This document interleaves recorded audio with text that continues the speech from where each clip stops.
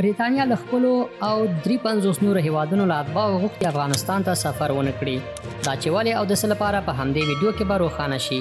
او په بلخ کې د طالبانو پر یو قرارګاه د مقاومت جبهې د برید ادعا د دواړو خبرونو لپاره ویډیو تر پایه وګورئ او زموږ چینل هم سبسکرایب کړئ.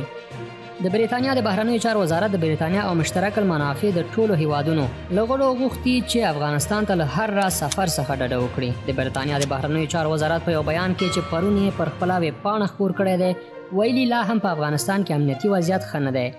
هلته دوامداره ګواښونه شته او په ټول افغانستان کې د ترهګرو د بریدونو ډیر امکانات دي. د مشترک المنافع هیوادونو شمیر د بریتانیا په ګډون 450 ته رسیږي. په بل خبر کې د مقاومت جبهې ځواکونو ادعا کوي چې د مزار شریف هوایي ډګر ته نږدې د طالبانو پر یوې قرارګاه برید کړی دی. د سرچینې په خبره دا برید سه شنبه د وري په 23مه شاوخوا د شپې 10 بجې شوی دی.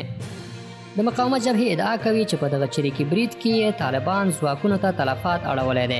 د بلخ د امنیې قومندانۍ د دغه پیښې په تړاو جزئیات نه دي ورکړي. د یادونو وړ ده چې مقاومت جبهې په ځینې ولایتونو کې خپلو چریکي بریدونو ته زور ورکړی دی.